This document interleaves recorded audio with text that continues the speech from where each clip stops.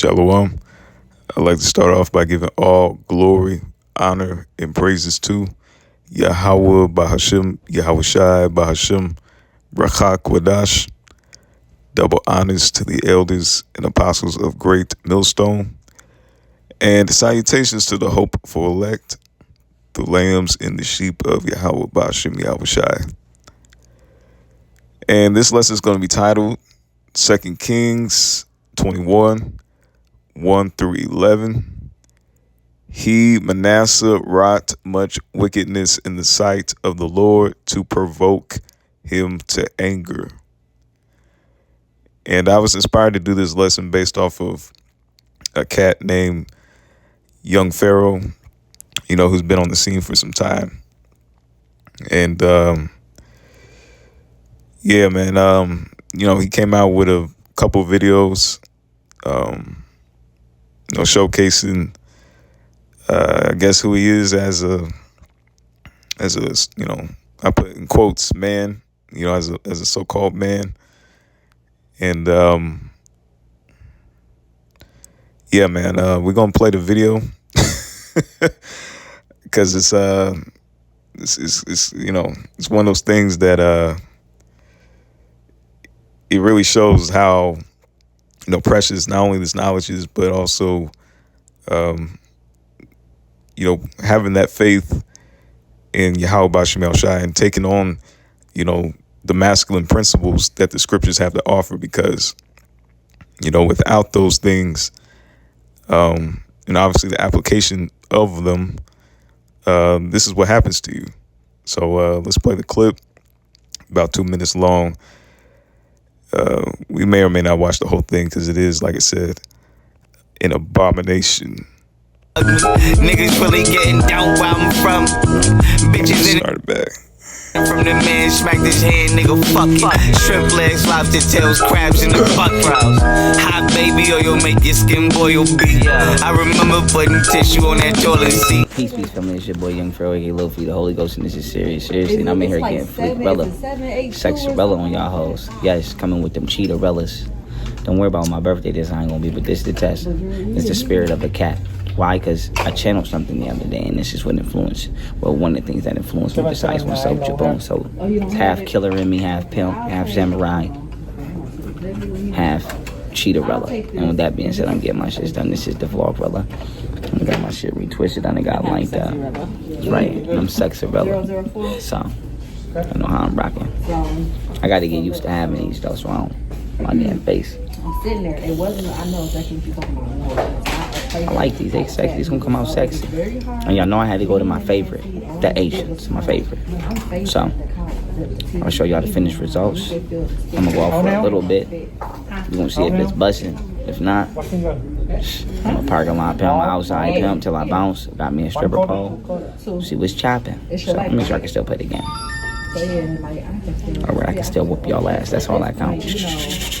That being said, it is what it is. It ain't what it ain't. Alright, y'all, we halfway through. Sexarella. These them Sexarellas. And they came out exactly right. Let's just stop, man. Alright. So we see that, he is clearly taking upon himself a spirit that's not of the Most High, but has, channeled some other spirit. All right. And as brothers have pointed out, I do too believe that he's an MK Ultra agent. Okay. I do believe he's within that sphere or that program. Okay. But all this is this, like I said, these things go back to ancient times, and even though, Esau, through the government probably either threatened or, solicited to him to, take on this, I don't even want to say a new identity, but, because you go, through Egyptology and, go back to ancient Egypt, the gods and the rituals that they perform, these spirits, are from old time. They've been, circling this earth for a long time, and he just so happened to be a host, or the latest host, all right, for one of these spirits. All right. And this is the importance of having the spirit of Yahweh Bashim Yahushai. All right. The Rachak Wadash. Okay. Because it's going to keep you from, these types of spirits. All right. Because these spirits will destroy you. All right. You look at this man's face. I can't really zoom in like how I want to, but hey, destroyed, man. Destroyed. Okay. And so let me exit out. What I want to get before I go into the lesson is I'm going to type in, what is a male temple prostitute in the Bible amongst Israelites? Okay. So this is what it had to say. It says, a male temple or cult prostitute in the Hebrew Bible is called, and this is in the Assyrian Hebrew, a Kadesh, or plural Kadeshim, derived from a root word meaning holy or sacred. All right. And it's not talking about holy in the sense of to the Lord. It's talking about being holy or set apart as sacred to abomination. All right. It says these men were associated with fertility rituals in neighboring pagan religions. Okay. Egypt, for example. Though their precise function and whether institutionalized sacred prostitution actually existed in ancient Israel remains a subject of scholarly debate. It says biblical terminology and law. The Hebrew word Kadesh, literally translates to quote unquote consecrated or quote unquote holy one, applied to men functioning in non-Yahwistic. All right, that's their way of saying, outside of worshiping Yahweh. They just call it non-Yahwistic religious roles. Older English translations sometimes rendered this as quote unquote sodomite, though modern scholarship generally views it as a cultic or shrine functionary rather than a general descriptor for homosexual acts. All right, it says the prohibition. The Mosaic law strictly forbade Israelites from participating in this practice. Deuteronomy 23:17 states, no Israelite man or woman is to become a shrine prostitute. Verse 18 adds that their earnings could not be brought into the house of the Lord. Okay. And I'm going to stop there because I do want to get into the lesson. And I see that's touching on, some of the things I want to get into. But yeah, and that's one of the things that Jake wants ultimately on this side is not just comfort, but Jake wants to earn things the wrong way. Okay, because even it said in verse 18, it adds that their earnings could not be brought into the house of the Lord. All right, and we know today's time, the house of the Lord is your body, is your temple. Okay, and whether this cat realizes it or not, okay, whether he believes in the Lord or not, believing in Egyptology or whatever the case may be, his body is still not his own. Okay, it was given to him by his creator, his maker, all right, which is Yahweh Bashim Yahushai. And for him to dishonor it, okay, through his acts, not even just talking about the money that he's, the earnings he's getting, are obviously abomination, but the acts that he's doing in his body to get those said earnings all right, are unacceptable in the sight of the Lord. Okay. And as a result, it's going to warrant destruction. All right. It's going to warrant nothing but pure destruction. Okay. So getting back to it, let's go ahead and get into the story of Manasseh. All right. Because Manasseh was, he was, as it says, the son of Hezekiah. And Hezekiah was a very, very, very good king, very righteous and virtuous king. Okay. And the fact that Hezekiah was a very good king, you would think that that would have set the example for, his son to inherit the throne. Okay. Being a Manasseh. But as we're going to read, that is not the case. Okay. Because again, Manasseh was, as it's going to read, was very young starting off. And when you're young, like he was, and impressionable, okay, and you have older men that have their own best interest, okay, like in some of these other camps, have their own best interest over the people of the Lord. All right. It doesn't matter if you have a king presently. All right. These older men are going to ultimately, call the shots or influence the king to, make certain protocols and calls, okay, at the disposal of the rest of the people. A good example would be these COVID shots, for example. People getting these shots put in them, back in 2020, and and not just in our families or people that we've worked with, but even among certain congregations, people have gotten these shots and have turned up dead. Okay, either through heart failure or whatever list of things they may have died from. Okay. But as it reads, it says, verse 1, Manasseh was 12 years old when he began to reign.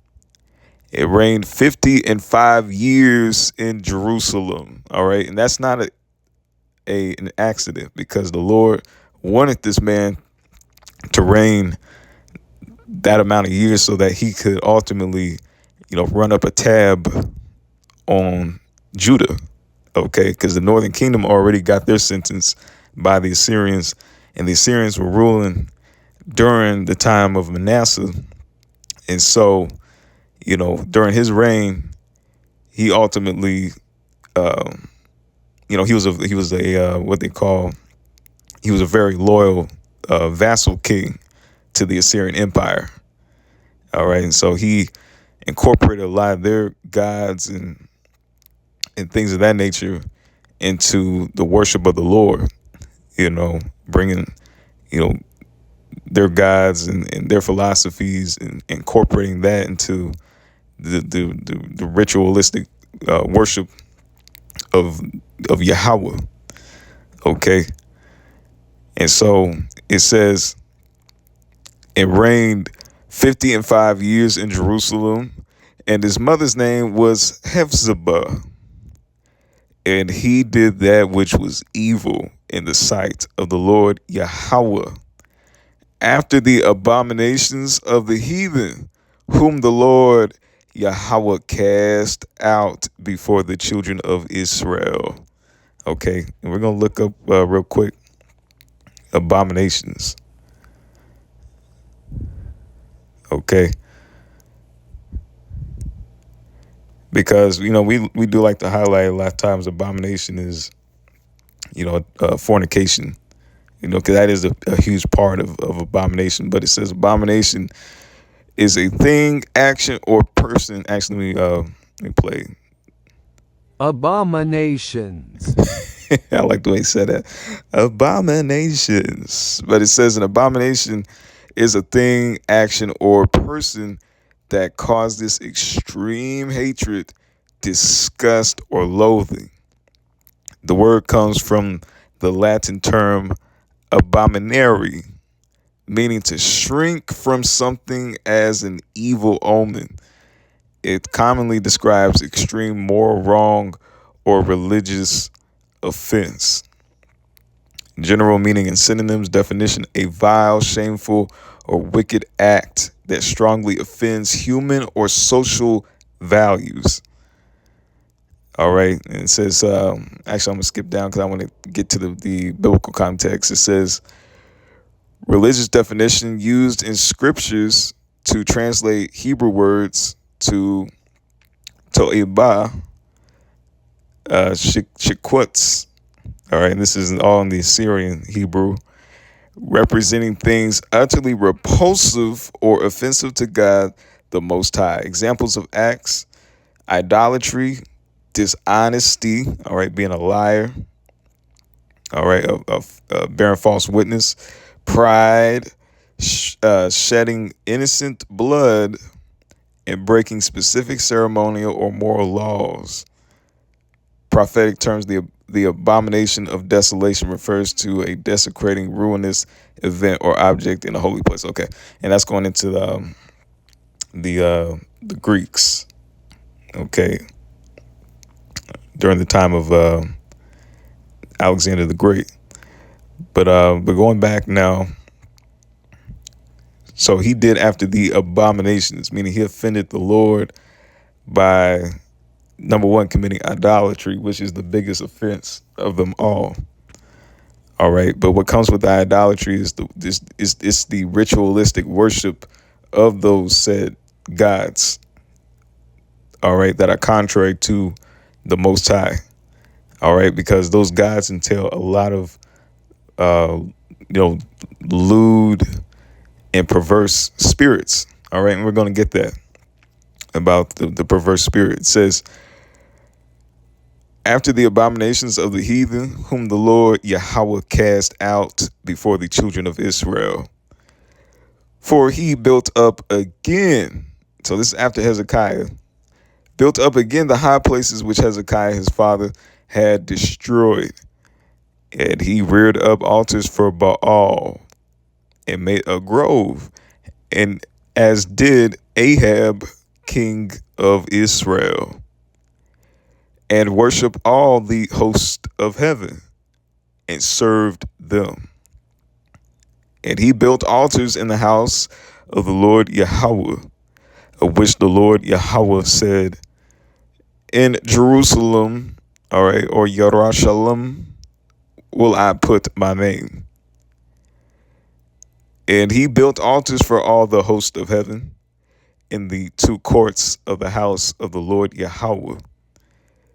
And he made his son pass through the fire and observed times and used enchantments and dealt with familiar spirits. All right. What young Pharaoh we just saw, he dealt with familiar spirits because either in that video or another video, he spoke about channeling certain spirits. And he spoke about that in the past, of channeling spirits into him, of either that of a feline cat or whatever the case may be. But what ultimately comes of it is a very zesty, non-masculine spirit. Okay, so these are things that Manasseh had on him. So we use young Pharaoh as an example, but we looking at the and these are supposed to be great kings. All right, the Lord gave this man over 50 years on the throne. Okay, but was doing all manner of abomination. All right, it says, and dealt with familiar spirits and wizards. All right, that's just another term for witches. He wrought much wickedness in the sight of the Lord Yahweh to provoke him to anger. Okay, because all these things are upsetting to the Lord. Okay, because they're contrary to his spirit. All right. And as we said, we looked into abominations. Abominations causes a person to shrink back from, like I don't really want to. I think I'm good. I'm cool. Yeah, I'll be over here. Because abominations. It's just it does the opposite effect on a person's spirit that wants good. All right, wants good for themselves, wants good for others. All right, abominations causes the exact effect in that individual. Okay, to the point of anger. All right, verse 7. And he set a graven image of the grove that he had made in the house of which the Lord Yahweh said to David and to Solomon his son, in this house and in Jerusalem, which I have chosen out of all the tribes of Israel, will I put my name forever. Neither will I make the feet of Israel move any more out of the land which I gave their fathers, only if they will observe to do according to all that I have commanded them, and according to all the law that my servant Moses commanded them. All right. And we know that the law we cannot uphold entirely, because of being in this flesh. All right. And that brings me to let me grab the precept that I have here. This is Ephesians chapter 5, verses 11 through 17. All right. And it reads, try to learn what pleases the Lord, Yahweh Bashim Yahushai. Have nothing to do with the worthless things that people do, things that belong to the darkness. Instead, bring them out to the light. Okay. And, only way to know what pleases the Lord Yahweh Bashim Yahushai is knowing these scriptures and applying these scriptures. Okay. And we also know that, just because we do speak on these things, when we, talk about the situation of a young Pharaoh, or whatever the case may be, scripture speaks about speak not of other men's lives. All right. But, there has to be context to it, because as it just read, it says, again, have nothing to do with the worthless things that people do, things that belong to the darkness, meaning to wickedness. Instead, bring them out to the light. It is really too shameful even to talk about the things they do in secret. And when all things are brought out to the light, then their true nature is clearly revealed. Okay. And so with him, to keep it on the subject of him, this character, young Pharaoh, we speak about these things not to, use people as a whooping stick, but ultimately to use them as an example of what, not to do. Okay. Because ultimately it's to show this is what clearly displeases the spirit of Yahweh Bashim Yahushai. But here we go into the scriptures, and even people in the world, you might find a video on TikTok or wherever the case is, somebody doing a good thing or speaking, sound words. And you can use that, as a form of edification to, ultimately tie it back to, that person's in the right spirit. They may not be in the knowledge or, have the truth, but, I can link it back to the scriptures and bring out edification, But in the case of him, it says, again, verse 12, it is really too shameful even to talk about the things they do in secret. And when all things are brought out to the light, then their true nature is clearly revealed. For anything that is clearly revealed becomes light, meaning becomes illumination. Okay, it becomes ultimately a revealing of truth. It says, that is why it is said, Wake up, sleeper, and rise from death. All right. And the death is talking about this body. Okay. And the influences of the world. And Mashayak will shine on you. Meaning he'll be grace or merciful or gracious towards you. Verse 15, so be careful how you live. Don't live like ignorant people, but like wise people. Make good use of every opportunity you have, because these are evil days. Don't be fools then, but try to find out what the Lord Yahweh Bashim El Shai wants you to do. Okay? And that's the only way we can figure that out is through obviously reading the scriptures, but also having teachers, okay, to instruct us of what we need to do. That's why the prophets and teachers are such a pivotal stone, okay, in the making up of the building up of the house of the Lord, okay, for the elect, okay, because they know the will of the Lord by way of the Spirit. All right. But getting back to it, let's read, I believe we stopped at verse 9. It says, 1 Kings chapter 21, verse 9, it says, but they hearken not, and Manasseh seduced them to do more evil than did the nations whom the Lord Yahweh destroyed before the children of Israel. And the Lord Yahweh spake by his servants the prophets, saying, because Manasseh, king of Judah, hath done these abominations, and hath done wickedly above all that the Amorites did, which were before him, and hath made Judah also to sin with his idols. Okay.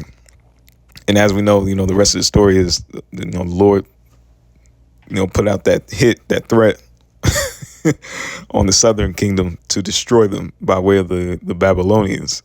Okay. Because again, the Lord, he deals in measure. All right. No person goes through life, without paying their dues. Okay. And, again, that goes for myself. It goes for brothers. It goes for this cat, young Pharaoh. It goes for everybody in this life. Okay. And some of our dues is we just might have to be put to death. Okay. But for, Lord willing, for righteousness' sake. All right. We just may have to be put to death for righteousness' sake. All right. But don't be put to death for what this guy is doing, because that's going to be a very, very, very terrible outcome. Okay. Now, the next part I want to go into is the Strong's definition for Manasseh. All right. And it goes back to Strong's H4519, where it says Menashe. Okay. It says from Strong's H5382, and it means causing to forget. Okay.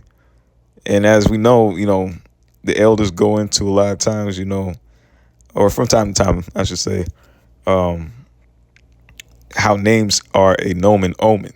Okay. So the Lord named him Manasseh for a reason, and it wasn't because of of Joseph's son, okay, Yahweh's son, which he gets his name because ultimately he got the lesser blessing out of the two, between him and Ephraim, and and most times Manasseh feels like the forgotten brother out of Joseph's sons. But he got his name because he literally forgot the ways of the Lord, you know, or Judah, I should say, forgot the ways of the Lord under his reign, especially coming from a righteous king, coming up from under the rule of a righteous king such as King Hezekiah. Okay. So again, it says, causing to forget Manasseh, a grandson of Jacob, also the tribe descended from him and its territory, Manasseh. All right. Or in the ancient Paleo tongue, Manasseh. Okay. And so, I went to ask the question because I was curious, based off of, just how he looks and things of that nature. It says he's a so-called American black, this young pharaoh. But because he had the long dreads and everything, I wanted to ask the question. I said, why do Jamaicans have carved images of men with long genitals? Okay. And before I get the answer, I wanted to read in Ezekiel the 23rd chapter. Okay. Because Ezekiel the 23rd chapter reveals a lot of times why Jake has a very sexualized nature. Okay, both the men and the women. Why our people have a very provocative or overly sexualized way to them. Okay, and this is Ezekiel 23 verses 1 through 10, and also verses 19 through 22, and then the subheading reads, Aholah and Aholibah, sin and its consequences.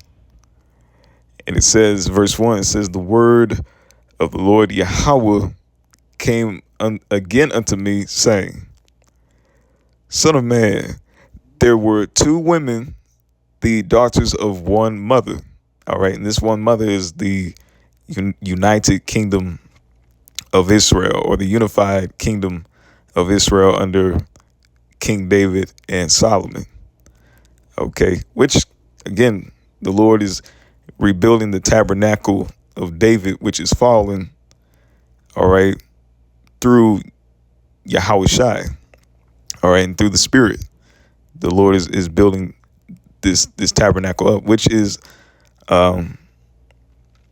what the small hats like to call the third temple. Okay, the third temple is the raising up of the elect. Okay, but they think it's an actual building. Okay, because again, they're not the people, and they're deprived of the Spirit, so they can't discern these things.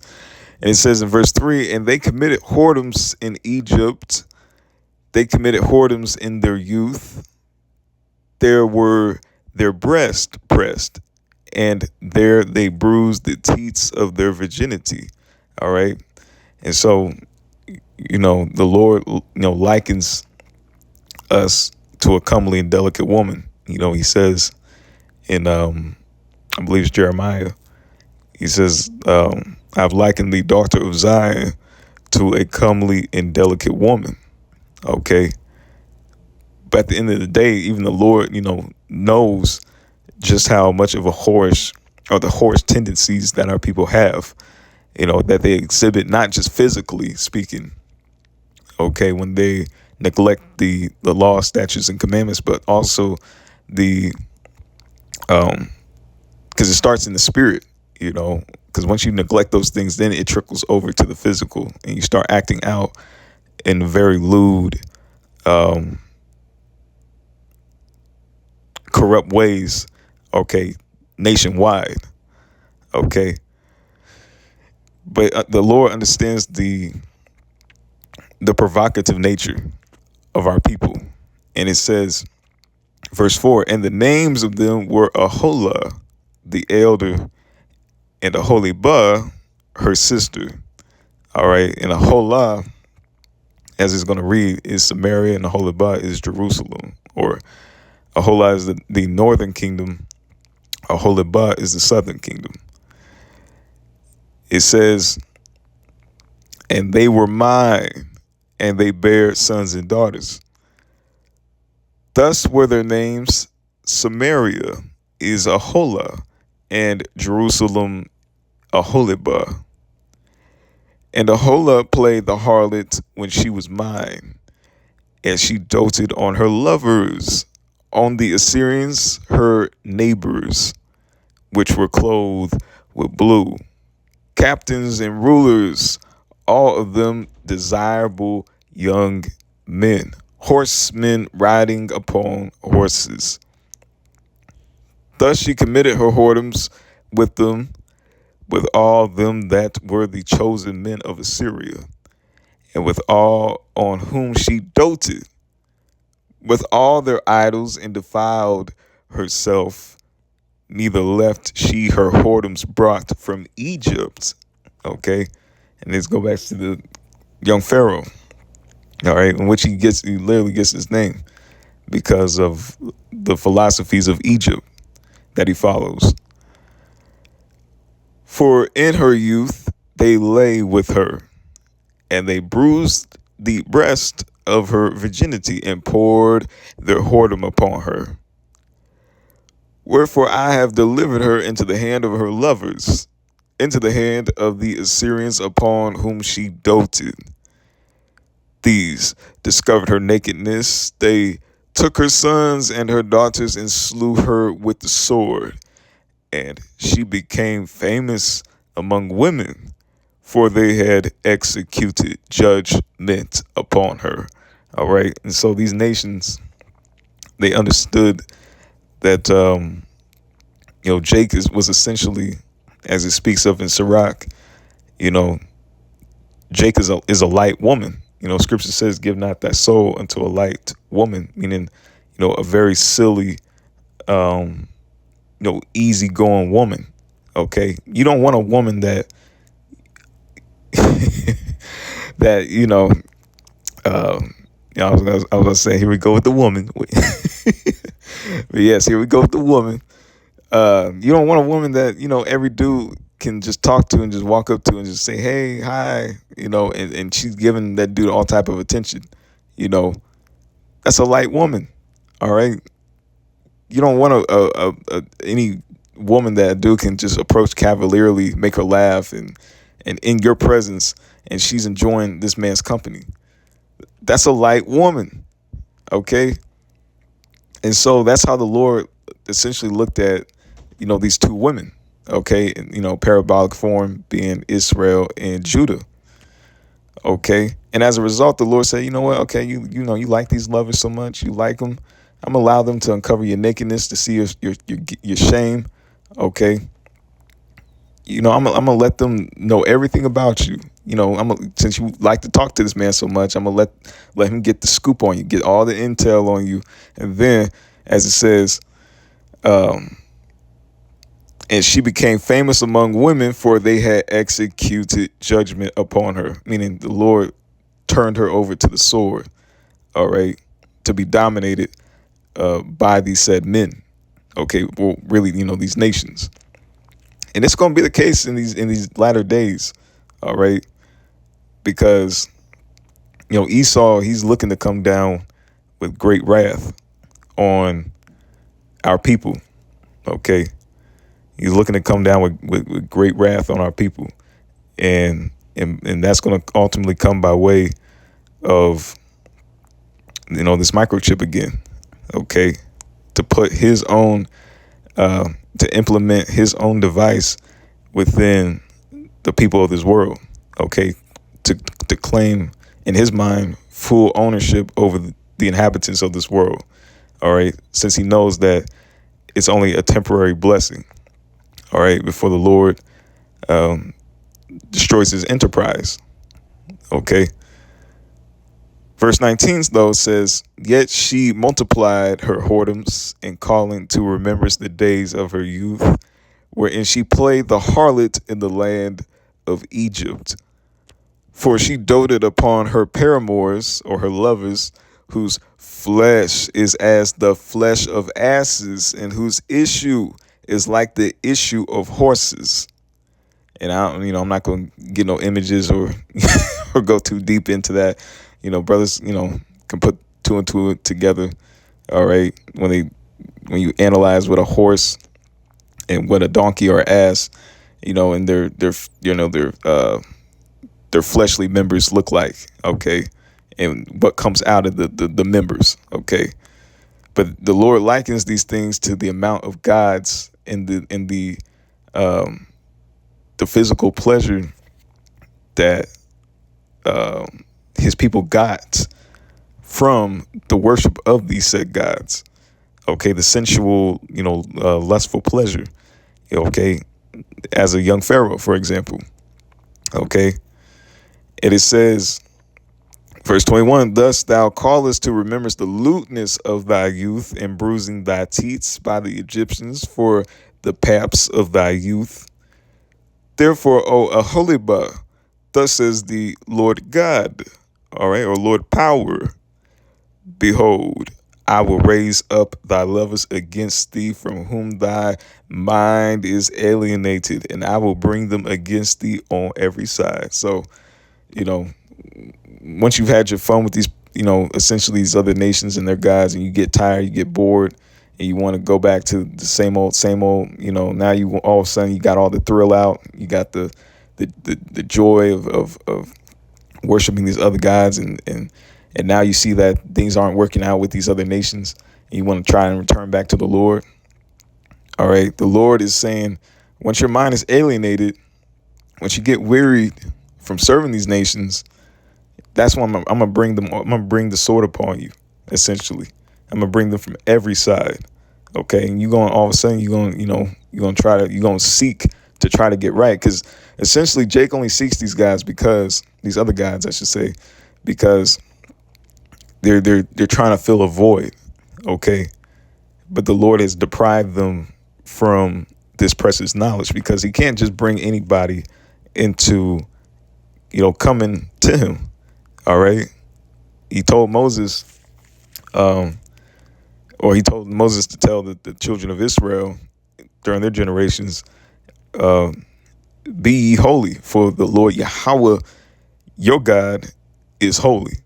Okay. The Most High is holy. So, and that's saying a lot, because we ourselves, again, we aren't holy, in the sense of, we are set apart, of course, but we're not holy in the sense of we do everything right. We do everything perfect. Okay. So again, having this knowledge is a very, very precious thing. Okay. That should not be taken for granted. Because again, the Lord is getting ready to do this same thing. All right. Just with Esau. Okay. In which He said, and I will bring them against thee on every side. Okay. Meaning that's essentially saying, as we keep it in the context of, a man and a woman, I mean, he basically saying the Lord's going to put the spirit on these nations to come and violate Jake. Okay. Just as a man that's been deprived of sex for a long time, he's been getting sex from this woman for X amount of time, and all of a sudden she want to cut things off. You think that man just going to all of a sudden just be like, yeah, I'm gonna just go my way now. Even though sex was good, everything was good, everything was going good, and you want to cut things off just all willy nilly, like, okay. No, that man, the Lord is saying, I'm gonna put the spirit on these nations, on these folks and their gods, because you laid with their gods. They're gonna come back and they're gonna want more, and they're gonna violate you ultimately, all right, and dominate you and take you over. And that's a masculine spirit. Okay, that's a very masculine spirit. And in fact, because we got laws in place for things like that. All right, but let me go back up. So again, I asked the question. I said, why do Jamaicans have carved images of men with long genitals? All right, and it gave me the answer. It said, while modern roadside carvings are purely for a laugh, they do have faint ties to actual historical and ancestral practices. African fertility art the majority of Jamaica's population is of West African descent, all right, Southern Kingdom. In traditional West African arts, such as that of the Yoruba or Ashanti peoples, fertility statues,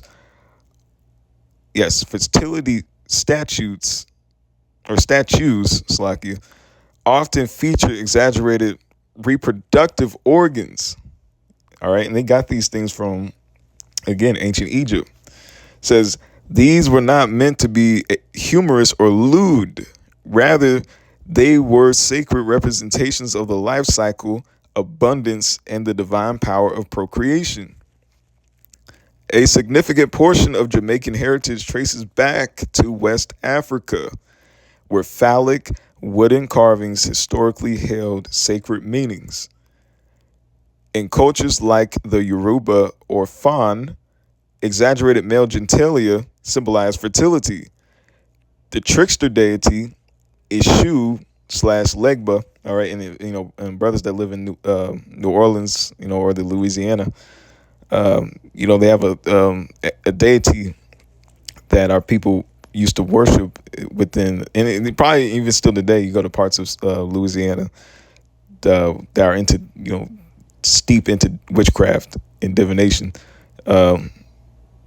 They call upon this entity called Legba. They call him Papa Legba, okay? Which is, again, it's just all it is Satan, all right? Or calling upon the spiritual demon Satan or wicked spirits on the left-hand side, all right, to help them within whatever pursuits they have on a ritualistic level, things they want to get accomplished. But, all these things, again, go back to, the ancient times of our people dwelling in Egypt, all right? Dwelling in Egypt. There's a reason why the Lord was with the staff that Moses had when he was in Egypt, okay? When Pharaoh had it to where his two servants, I can't remember the names off the top of my head, their staffs turned into snakes, all right? But the Lord had greater power to where when Moses cast forth his rod, his rod swallowed up, or his snakes swallowed up their snakes, okay? Because again, scriptures are here to give us obviously encouragement, but also to showcase that the power that in which we worship the source, which is true and pure, always overcomes that of anything the world has to offer, the wickedness that the world has to offer. Okay. So, but getting back to this though, they would call upon this entity named Papa Legba. Okay. And it says ancestral life force. All right. Worshiping of the ancestors and cosmic creation rather than literal eroticism. All right. And that's the worshiping of the host of heaven. Okay. Again, it's sad that we got to go to these things to prove it the Israelites based off the wicked things that we do, but it's all there, all these things are there. And if, and it actually, and I love this because it went into even further about the indigenous Taino. Okay. For those that have the mindset that, Hispanics, Latinos, or the indigenous Aboriginal people of America aren't our people. And, and two, there's been a lot of mixing, there's a lot of tears in both kingdoms. Okay. Especially in the Northern Kingdom, there's a lot of tears. All right. But that doesn't rule out the fact that a lot of these people are still our people. All right. And even if they like to, realize it or not, we are still one people. Okay. Being a Hola and a Holiba. Okay.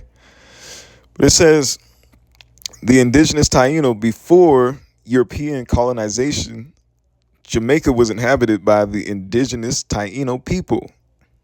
Archaeologists have discovered ancient Taino wooden carvings hidden in Jamaican caves, some dating back to the 1200s, that are ithafolic, meaning they were carved with erect, penises.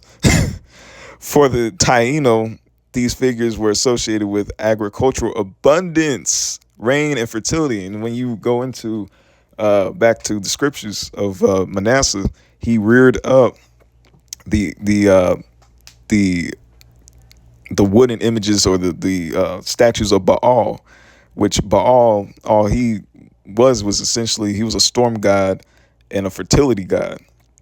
Okay, and he dealt with rain and giving the land abundance, because they would worship that creation, with was I believe it was Elijah, when he went up against the priest of Baal. Okay, they worship Baal because they thought that this God or this power, when it rained and stormed through the land, brought forth fertility and abundance, you know.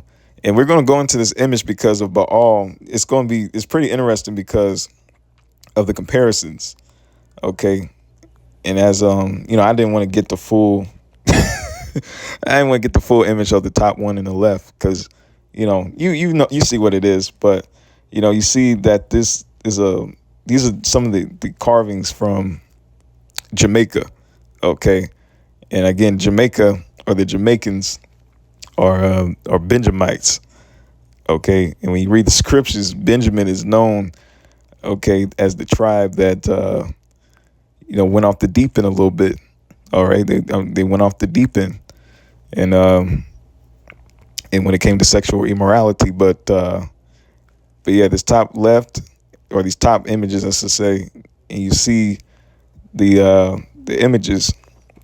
All right, women naked, men naked, and then on the bottom, the two, you have the image of Baal.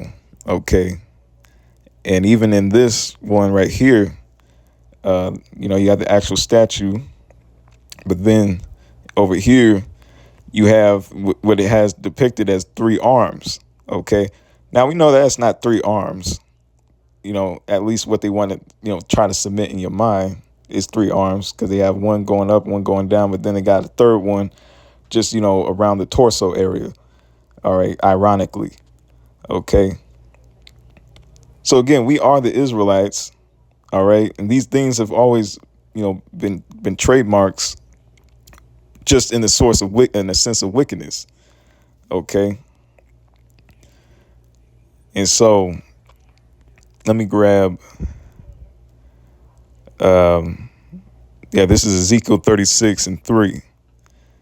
All right, because this proves that not only are we the Israelites, but we're the Israelites known based off of the wrong things. All right, and this is Ezekiel 36:3. It says, therefore prophesy.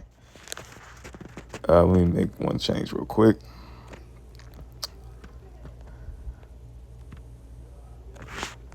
Okay. Therefore, and prophesy, thus saith the Lord God, all right, or the Lord power, because they have made you desolate and swallowed you up, or swallowed you upon every side. All right, and this is the other nations, beginning with Esau, Edom, that ye might be a possession unto the residue of the heathen, and ye are taken up in the lips of talkers, and are an infamy of the people. Okay, and so essentially, when you go into the term infamy, let's go into that. And actually, let's read it right here. It says, and this is based off Wikipedia. All right, and this is just going into the term. It says, infamy is notoriety gained from actions considered dangerous, disrespectful, immoral, unethical, or otherwise perceived in a negative manner. An infamous person or organization, or in which we're talking about a body of people, a nation of people, is one considered to have said or done something that provoked public outrage, and often one who is considered blameworthy and deserving of punishment, even if no sanction is actually applied. The term has been used in both secular and canon law in Europe since ancient times. Okay, and so our people collectively are known for the wrong things, but they get praise for it. All right, the elect are known for the right thing, but they become an infamy of the people because it's not accepted in this world. Okay, whether it be your family, your job, your woman. Okay, these scriptures are essentially, if these people, if the wicked had a brain, actual brain, if they could actually do what they wanted to do, these scriptures would be outlawed. But they're not. And so, that's ultimately a testament to the power of the Most High. Okay, that these scriptures are still around. All right. I'm gonna grab a few more scriptures, and we'll begin to close it out. This is Proverbs 23:7.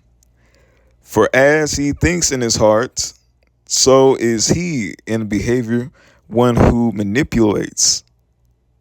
He who says to you, eat and drink, yet his heart is not with you, but is begrudging begrudging the cost. All right, and this is talking about a miser. Okay, somebody that's trying to solicit you to partake in eating and drinking, and in a metaphorical sense, it could be a contract or somebody trying to buy you on something. Okay, and in terms of young Pharaoh, again, basically selling out your integrity, okay, or any morals that you may have, okay, to ultimately save your life, because like I say, you could have got threatened, okay, you could have gave him money, but either way, all right, that man is dead on the inside. All right, this man is not in the land. He's living. He's able to be animated and everything, but this man is dead. Okay, he's dead in the land of the living. All right. Ecclesiasticus or Sirach, chapter 19, verse 29. A man may be known by his look, and one that hath understanding by his countenance when thou meetest him. All right. And so, you can see when you look at him, he has the eye of Horus, tatted on his face, body's, tatted up, all those things. There's a spirit that comes with those things. Okay. Because there's a reason why the Lord put it in our law to not make any etchings or markings within our flesh, and it's not just for the dead. Okay. But just for any reason at all, because our bodies, again, are to be a living sacrifice. Okay, they're meant to be an express image of Yahweh Bashem Yahushai. Okay, to keep it in pristine condition. All right, based off of how the Lord, created us in the image of man. All right, and so we grab a couple more. This is Isaiah chapter 19, verses 14 through 16. It says, the Lord Yahweh hath mingled a perverse spirit in the midst thereof, and they have caused Egypt to err in every work thereof. As a drunken man staggereth in his vomit, neither shall there be any work for Egypt. All right, and this is talking about, you can say it's ancient Egypt, but it's also talking about modern day Egypt, which in the book of Revelation is identified this place as America. Okay, Babylon the Great, known as spiritual Sodom in Egypt. It says, which the head or tail, branch or rush may do. In that day shall Egypt be like unto women. Again, in that day shall Egypt be like unto women, and it shall be afraid and fear because of the shaking of the hand of the Lord Yahweh of hosts, which he shaketh over it. All right, and that's why this war presently, the more it escalates, America's going to find themselves in a very precarious. I mean, they already find themselves in a precarious situation, but the fact that they've instituted sodomites and transgenders and women into the military, all right, which are not made for combat, is ultimately going to, get them embarrassed. Okay. And then also you have a lot of these men today that, they're just not cut out for war. All right. Because of the comfort that this place offers. Okay. Nobody is, willing to fight because, this place hasn't known adversity. And so when you don't know adversity, it makes you not only docile, but it puts you in a womanly mentality. Okay. So let me grab this will be the last one. Yeah, this will be the last one. I'm gonna grab this video. I had a couple more scripts. I went really get Romans, the first chapter, because that's a really good chapter that goes into how man and the woman changed their course of nature. During the Roman captivity or the Roman Empire. But let's grab this this last clip. This is a clip from the old cartoon of Tom and Jerry, and it can be looked at as twofold because it can be shown that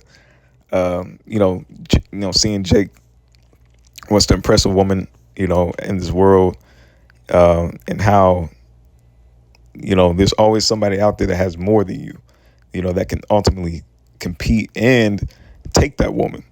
Okay. But in spirit, I want to play this clip because it ultimately showcases that this is how we made the Most High Yahweh feel in the spirit. And when our people turn away from him and cleave to other gods and to the other nations. So let's play this clip real quick.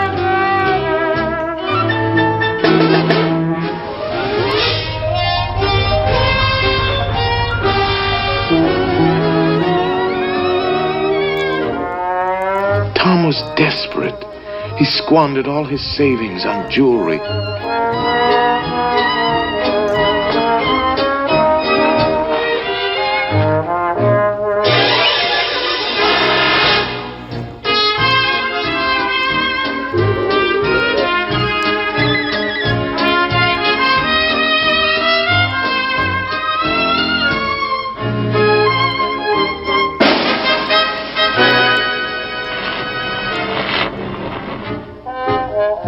When the jewelry failed to impress her, he signed away his life to buy a car. 312 monthly payments at 112% interest. It cost him an arm and a leg, but he willingly sold himself into slavery for love.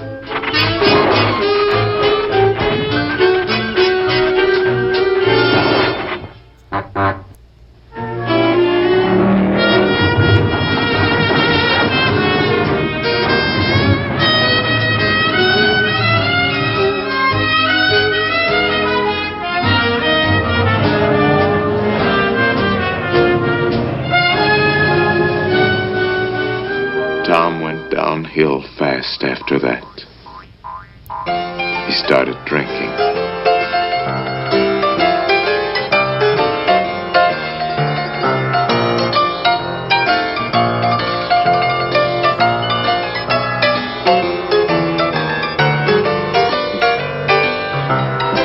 The next step was the gutter.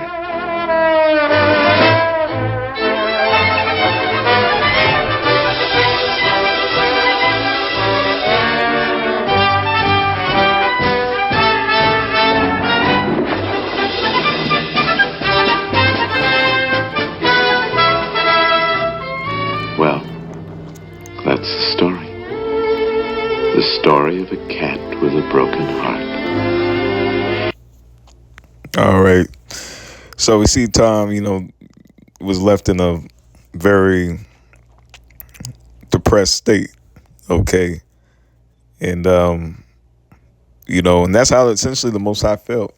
Okay. Because it talks about in the Psalms, King David wrote how our people essentially distressed the Most High, in the wilderness. Okay. By constantly being a people that provoked him from the time we left Egypt. Okay, and it says it verbatim. I want to say it's in the King James version, but it says, in our people distressed the Most High. Okay, they distressed the Lord. Okay, when somebody, brings distress on you, like a woman, that's a very stressful thing, man. You start, the scripture talks about how a woman can cause a man to lose his wits. All right. And when you love something that's very dear to you, and the person's not operating according to obviously moral principles in this righteous standard that you set for that said woman, and you had a very, a beautiful beginning with this woman, and she just turns coat, like that. That's a different type of pain, man. But the man is a Lord. I mean, Slaki, the Lord is a man. All right, the Lord is a man. Man is a Lord. All right, we are lords. But no, the Lord Yahweh he's a man. Okay. And so this is First Ezra. I'm gonna close out on this. First Ezra chapter 1 verses 27 through 30. It says, "Ye have not, as it were, forsaken me, but your own selves, saith the Lord Yahweh. Thus saith the Almighty Lord." So he got his, thus saith the Almighty Lord. All right. "Have I not prayed you as a father his sons, as a mother her daughters, and a nurse her young babes, that ye would be my people, and I should be your God or power? That ye would be my children, and I should be your father? I gathered you together as a hen gathereth her chickens under her wings. But now, what shall I do unto you? I will cast you out from my face." Okay. And again, Yahweh Shai quoted from the Apocrypha. So this validates the validity of the Apocrypha for anybody that, has any doubts about the King James Bible and the Apocrypha. Yahweh Shai quotes from this scripture. And so, as a result, though, ultimately, a woman that goes this route, or people that goes this route, all right, the Lord said, "I will cast you out from my face." Now, going back to young Pharaoh, okay, and all the things that he believes, and speaks about the spirits he channeled and everything, and things of that nature, and got the tatted on his face, the eye of Horus. When the Lord, the scriptures are true, because when it speaks about the Lord casting us as a people out from his face, this speaks on, you see that he has to accommodate by getting another God's tat on his literal face, man. And I don't say, like, the Lord, he can be very humorous, okay, and how he,